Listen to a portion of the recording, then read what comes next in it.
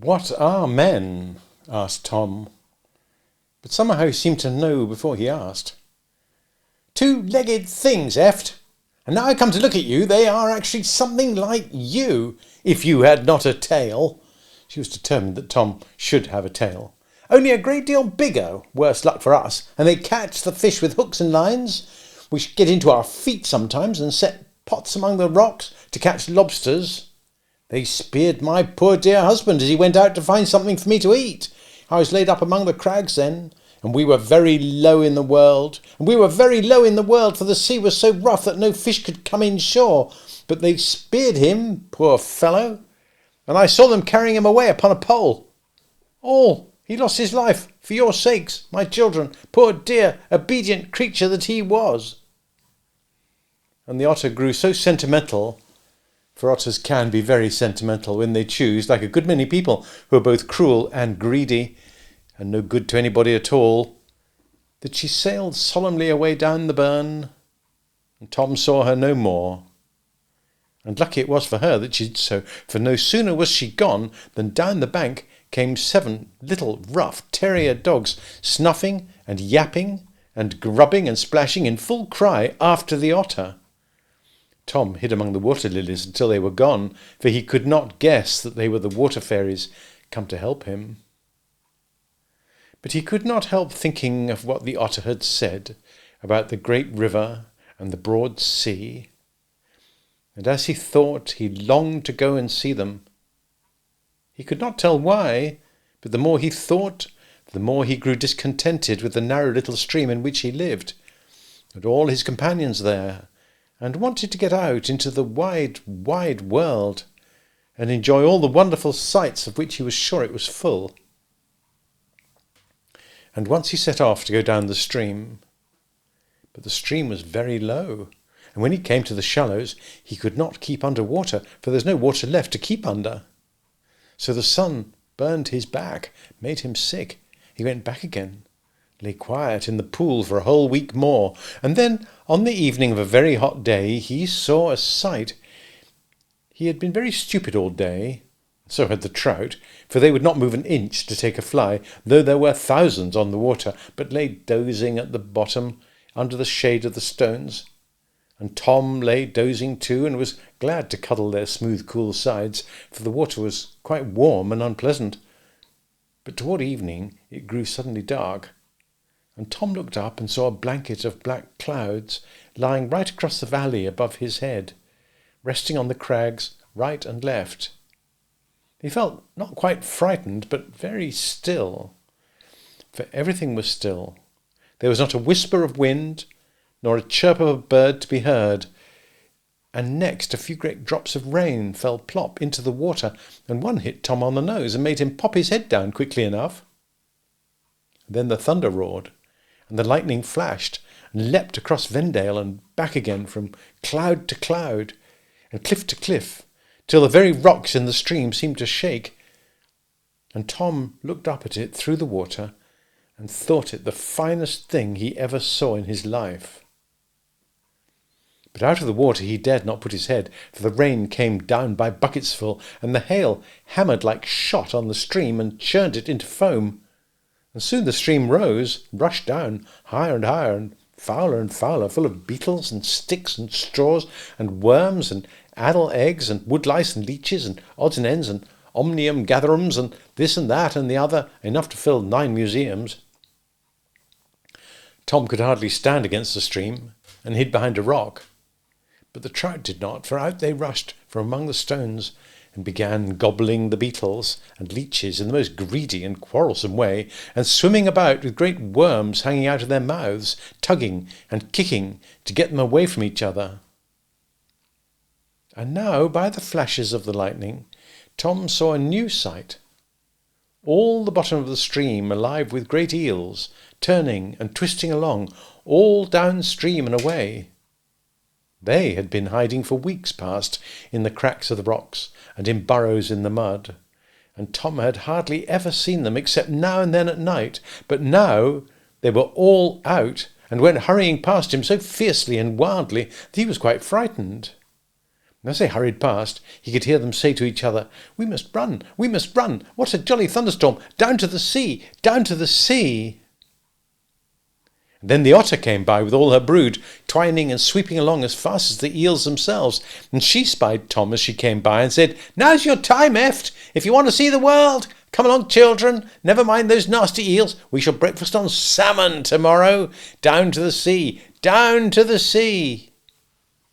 Then came a flash brighter than all the rest, and by the light of it, in the thousandth part of a second, they were gone again. But he had seen them. He was certain of it. 3 beautiful little white girls, with their arms twined round each other's necks, floating down the torrent as they sang, "Down to the sea, down to the sea." "Oh, stay, wait for me," cried Tom. But they were gone. Yet he could hear their voices clear and sweet through the roar of thunder and water and wind, singing as they died away, "Down to the sea." "Down to the sea," said Tom. "Everything's going to the sea. I'll go too. Goodbye, trout." But the trout were so busy gobbling worms that they never turned to answer him, so that Tom was spared the pain of bidding them farewell.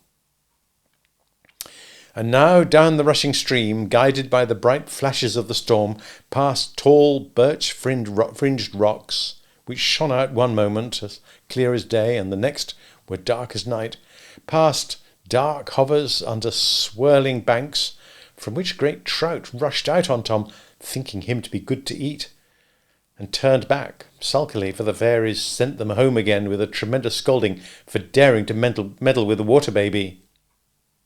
On through narrow streets and roaring cataracts, where Tom was deafened and blinded for a moment by the rushing waters, along deep reaches where the white water lilies tossed and flapped beneath the wind and hail, past sleeping villages, under dark bridges, and away to the sea. And Tom could not stop, did not care to stop. He would see the great world below, and the salmon, and the breakers, and the wide, wide sea. And when the daylight came, Tom found himself out in the salmon river. What sort of river was it? Was it like an Irish stream winding through the brown bogs, where the wild ducks squatter up from among the white water lilies, and the curlews flit to and fro, crying, "Toodly-weep, mind your sheep"? Dennis tells you strange stories of the Peishtamore and great bogey snake which lies in the black peat pools among the old pine stems, puts his head out at night to snap at the cattle as they come down to drink. But you must not believe all that Dennis tells you, mind. For if you ask him, "Is there salmon here, do you think, Dennis?" "Is it salmon then your honour names? Salmon? Cartloads is of them, thin as ridgements, shouldering the ache out of the water. Aye, you've but the luck to see 'em." And then you fish the pool all over and never get a rise. "There can't be a salmon here, Dennis, and if you'll but think, if one had come up last tide, he'd be gone to the higher pools by now." "Sure thin, and your honour's the true fisherman, and understand it all like a book. Why, you spake as if you'd known the water 1,000 years. As I said, how could there be fish here at all just now?" "But you said just now they were shouldering each other out of water." And then Dennis will look at you with his handsome, sly, soft, sleepy, good-natured, untrustable Irish grey eye, and answer with the prettiest smile, "Sure, and didn't I think your honour would like a pleasant answer?" So you must not trust Dennis, because he's in the habit of giving pleasant answers. But instead of being angry with him, you must remember that he's a poor paddy and knows no better, so you must just burst out laughing. And then he'll burst out laughing too, and slave for you, and trot about after you, and show you good sport if he can, for he is an affectionate fellow, and as fond of sport as you are. And if he can't, tell you fibs instead, and 100 an hour, and wonder all the while why poor old Ireland does not prosper like England and Scotland, and some other places, where folk have taken up a ridiculous fancy that honesty is the best policy. Or was it like a Welsh salmon river, which is remarkable chiefly, at least till this last year, for containing no salmon, as they've been all poached out by the enlightened peasantry, to prevent the Kithrol Sassenach, which means you, my little dear, your kith and kin, and signifies much the same as the Chinese Than Quay, from coming bothering into Wales with good tackle and ready money, civilization and common honesty, and other like things which the Cymry stand in no need of whatsoever. Or was it such a salmon stream as I trust you will see among the Hampshire water meadows before your hairs are grey under the wise new fishing laws, when Winchester apprentices shall covenant, as they did 300 years ago, not to be made to eat salmon more than 3 days a week, and fresh-run fish shall be as plentiful under Salisbury Spire as they are in Hollyhole at Christchurch. In the good time coming, when folks shall see that of all heaven's gifts of food, the one to be protected most carefully is that worthy gentleman's salmon, who is generous enough to go down to the sea, weighing 5 ounces, and to come back next year weighing 5 pounds, without having cost the soil or the state 1 farthing. Or was it like a Scotch stream, such as Arthur Clough drew in his Bothy, where over a ledge of granite into a granite basin the amber torrent descended, beautiful there for the colour derived from green rocks under, beautiful most of all where beads of foam uprising mingle their clouds of white with the delicate hue of the stillness, cliff over cliff for its sides, with rowan and pendant birch boughs. Ah, my little man, when you're a big man and fish such a stream as that, you'll hardly care, I think, whether she be roaring down in full spate, like coffee covered with scald cream, while the fish are swirling at your fly as oar blades swirls in a boat race, or flashing up the cataract like silver arrows out of the fiercest of the foam, or whether the fall be dwindled to a single thread, and the shingle below be as white and dusty as a turnpike road, while the salmon huddle together in one dark cloud in the clear amber pool, sleeping away their time till the rain creeps back again off the sea. You'll not care much, if you have eyes and brains, for you will lay down your rod contentedly, and drink in at your eyes the beauty of that glorious place, and listen to the water ouzel piping on the stones, and watch the yellow roes come down to drink and look up at you with their great soft trustful eyes, as much as to say, "You could not have the heart to shoot us." And then, if you have sense, you'll turn and talk to the great giant of a gilly who lies basking on the stone beside you. He'll tell you no fibs, my little man, for he's a Scotchman, and fears God, not the priest. And as you talk with him, you'll be surprised more and more at his knowledge, his sense, his humour, his courtesy, and you will find out, unless you found it out before, that a man may learn from his Bible to be a more thorough gentleman than if he had been brought up in all the drawing-rooms in London. No, it was none of these, the salmon stream at Harthover. It was such a stream as you see in dear old Buick. Buick, who was born and bred upon them, a few 100 yards broad it was, sliding on from broad pool to broad shallow to broad pool, over great fields of shingle, under oak and ash coverts, past low cliffs of sandstone, past green meadows, fair parks, and a great house of grey stone, and brown moors above, and here and there against the sky, the smoking chimney of a colliery. You must look at Buick to see just what it was like, for he's drawn it 100 times with the care and love of a true North countryman. And even if you do not care about the Salmon River, you ought, like all good boys, to know your Buick. At least, so old Sir John used to say, and very sensibly he put it too, as he wont to do. If they want to describe a finished young gentleman in France, I hear they say of him, il sait son Rabelais. But if I want to describe one in England, I say, he knows his Buick, and I think that's the highest compliment. But Tom thought nothing about what the river was like. All his fancy was to get down to the wide, wide sea.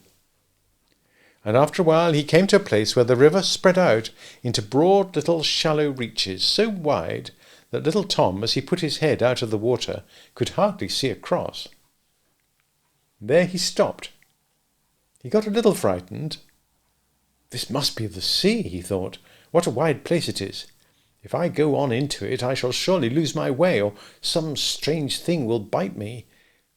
I'll stop here and look out for the otter or the eels, or someone to tell me where I shall go.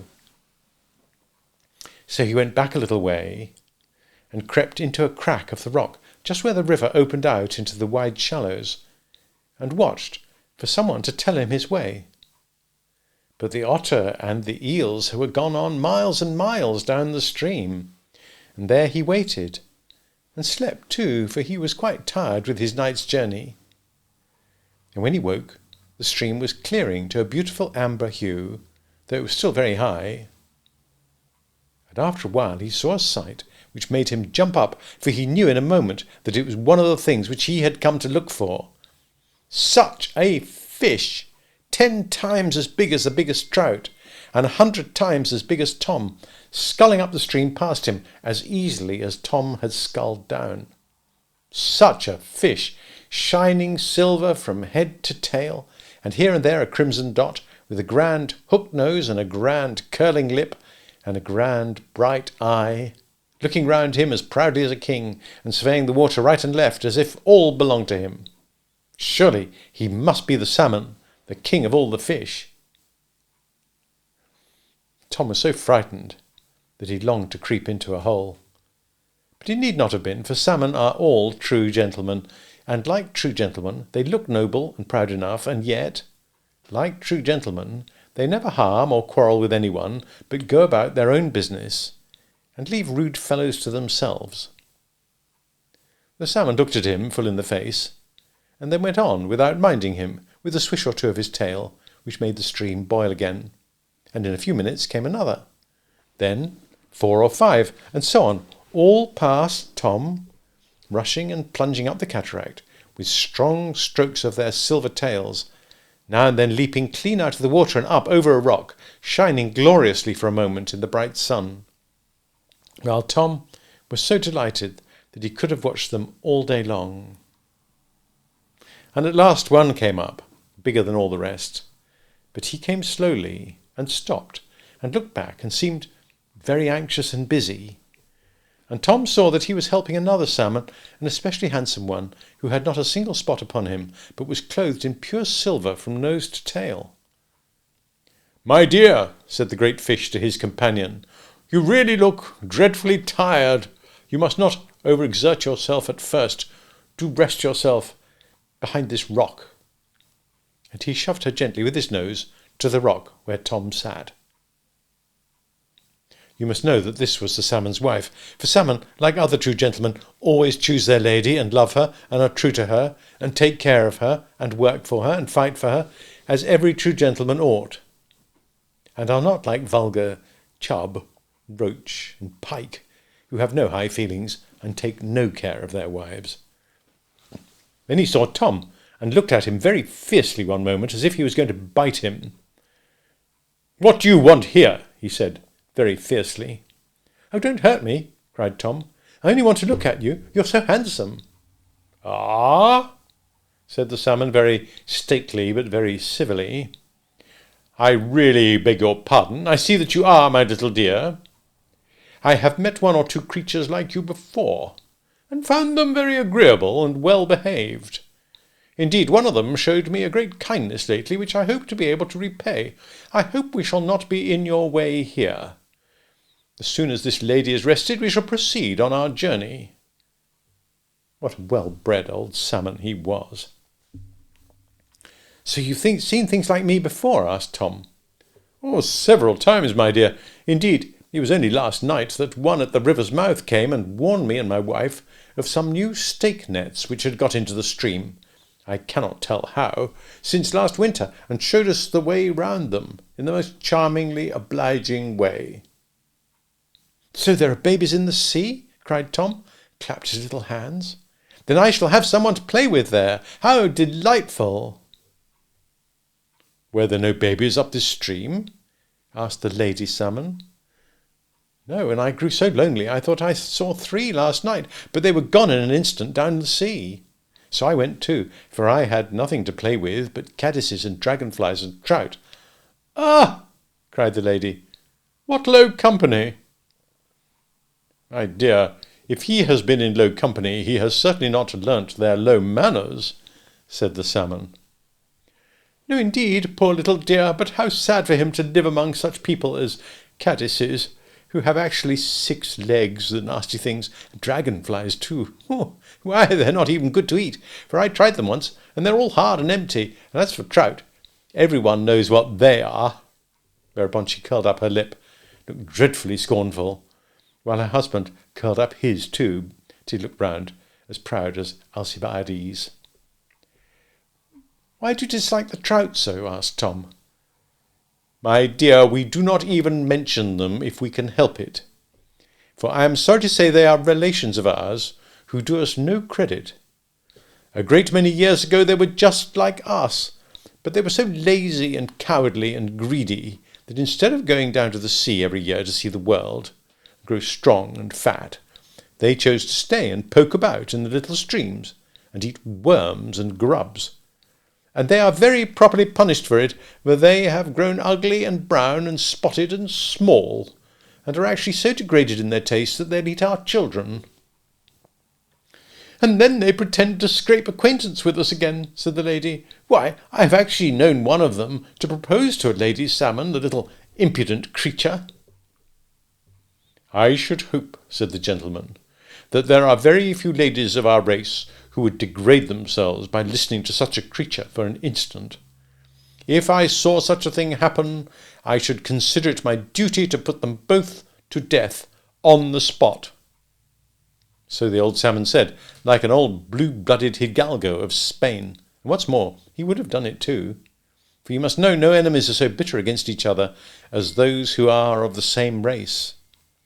And a salmon looks on a trout as some great folks look on some little folks, as something just too much like himself to be tolerated.